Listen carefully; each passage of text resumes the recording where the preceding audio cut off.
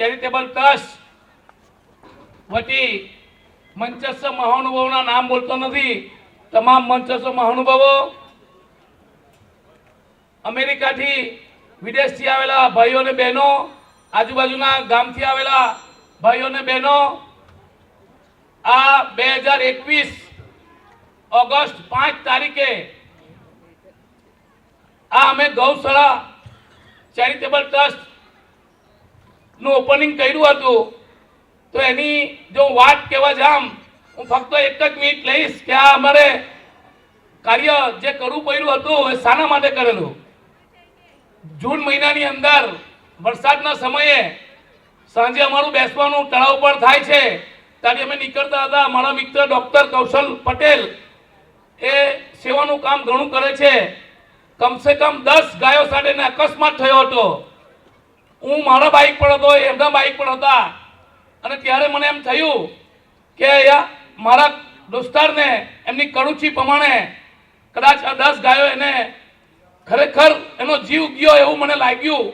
હું દોડતો દોડતો ગયો, પણ કશું વાગ્યું નહોતું, અહીંયા આટલું જ વાગ્યું। તે દિવસે મેં સંકલ્પ કરેલો, અને ભાવેશભાઈ હર હંમેશા ગાયો માટે એના બાબીન ગામની અંદર ગાયો હોય તો એની ચિંતા કરે, એક ગૌશાળા બનાવવાની પણ ચિંતા કરેલી।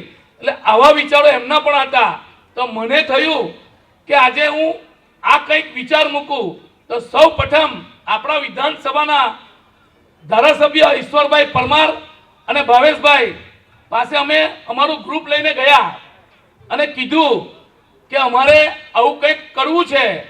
તો એમણે કીધું આ કરવું તો છે પણ અઘરું છે, છતાં અમે હિંમત ન હાર્યા। અને પછી એમણે પણ કીધું તો ભાવેશભાઈ, અશોકભાઈ પાટીદાર એમણે મને હિંમત આપી, અને મારા સાથી મિત્રોએ મને હિંમત આપી, અને અમે ખરેખર જો આ ગૌશાળાને અહીંયા સુધી લાવવાનો જો અમને પૂરેપૂરો સહકાર મળ્યો હોય તો હું આ વિરાજભાઈને કદાપી ભૂલું નહીં।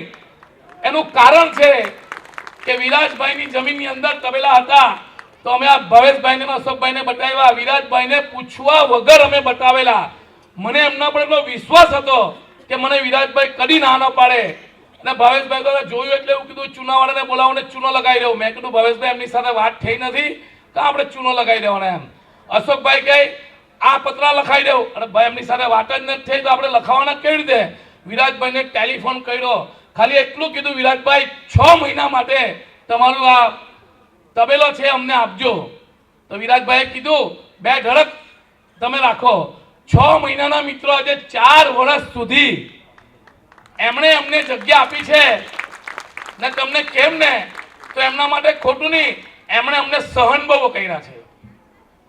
એટલા બધા સહન કર્યા છે કે એમની ખેતીની અંદર આ તો હવે ગાય છે ક્યારે કૂડીને જતી રહે કઈ નક્કી નહીં, તો સાંજે બી એના ખેતરમાં, સવારે બી ખેતરમાં, રોજ જ વિરાજભાઈ વિડીયો મોકલે, અને ખાલી વિડીયો મને મોકલે પણ કશું કહે નહીં કે ભાઈ આવું છે કે તેવું છે એમ।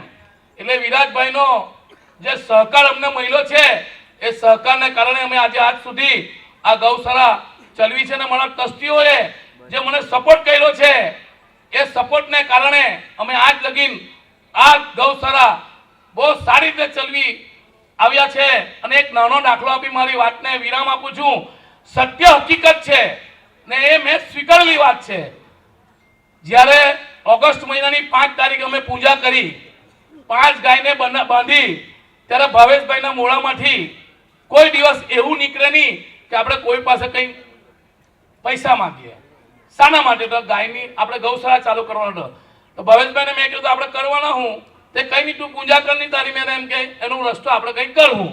એટલે અમે એવું વિચાર્યું અશોકભાઈ ને ભાવેશભાઈ ને બધા કે આપણે ભાઈ 5-5 હજાર રૂપિયા કઈ 5 ગાય પકડવાની છે ને, 5 ગાય પકડીને બાંધી અમે, કે અકસ્માત બહુ થતા હતા। એટલે ત્યારે ખરેખર જો પહેલે દિવસે એક આશ્ચર્યજનક વાત, આપણા વિસ્તારના જે બગુમડાના મુકેશભાઈ છે એમણે 7 ટન ચારો અને 1 લાખ રૂપિયા અમને અમારો પર વિશ્વાસ મૂકીને પહેલા આપેલા, અને એ શરૂઆત આજે અમે કરી રહ્યા છે ને એ શરૂઆતથી આજે અમે અહીંયા સુધી પહોંચ્યા છે। અને મને 25મી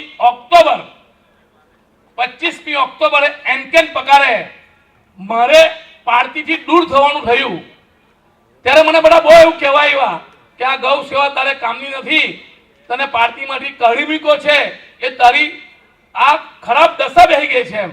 મારો એક પરમ મિત્ર, એને પણ ગાયનો બિઝનેસ કરેલો અને બહુ બધી ગાય રાખેલી, અને મને ફોન કરીને કીધું કે આ કાલથી બંધ કરી દે, તારે કામનું નથી.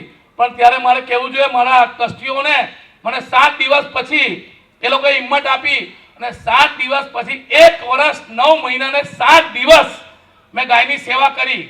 ગાયની સેવા એવી કરી કે ત્યાર પછી મને મિત્રો 5 પદ ધન પદ પ્રતિષ્ઠા પાવર એ બધું જે મળ્યું હોય તો આ ગૌશાળા લીધે મળ્યું છે. અત્યારે મિત્રો પેલી ગાય જે જોઈ છે એ ગાય, આ મારી ગાય, એ ગાયનું નામ ગંગા છે. મારો અવાજ સાંભળે એટલે સવારે બી આ ગાય અહીંયા સુધી આવી, વિડીયોમાં રેકોર્ડિંગ કર્યું છે, એટલી મારી ગાય સાથે લાગણી છે. એટલે મિત્રો આ ગૌદાન તમારું કશે જવાનું નથી. એ માટે તમે ભવેશભાઈ ને દીપકભાઈ વાત કરવાના જ છે, આ ગૌદાન કરવાનું ચૂકશો નહીં. જે ગૌદાન કરવાનું ચૂકશે એ ખરેખર એની જિંદગીમાં યાદ કરશે કે મેં મોટા મોટી ભૂલ કરી છે. બસ આટલું કઈ મારી વાણીને વિરામ આપું છું. અસ્તુ. ભારત માતા કી જય. જય જય ગૌરી ગુજરાત. જય જય ગૌરી ગુજરાત. આભાર.